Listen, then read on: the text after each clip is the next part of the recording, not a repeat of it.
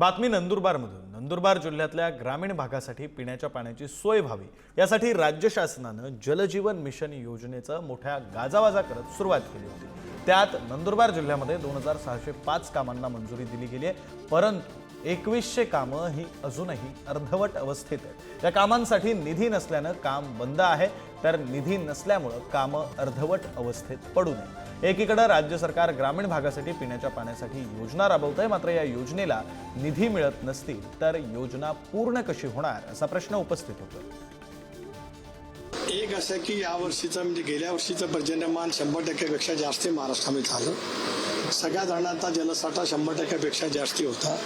मृत साठा सुद्धा आजही आहे, परंतु यावेळचा तीव्र उन्हाळ्याच्यामुळे बाष्पीभवनाचं प्रमाण वाढलं आणि या साऱ्याचा परिणाम भूगर्भातल्या पाण्याची पातळी खाली झालीच, पण धरणातल्या पाण्याचा साठा सुद्धा दुर्दैवाने कमी झाला।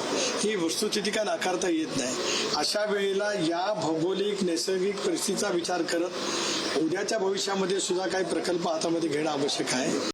एप्रिल मे महिन्यामध्ये पाणी साठा हा कमीच असतो, तो मागील वर्षीपेक्षा यावेळेस जास्त आहे। मागील वर्षी या दिवसांमध्ये 32% पाणी साठा होता, तो आता 38% आहे।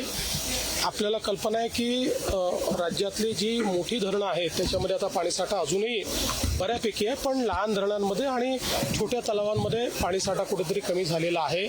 पण हे काही पहिल्यांदा होतं असं नाही आहे, दरवर्षी एप्रिल आणि मे या महिन्यांमध्ये हीच अवस्था असते।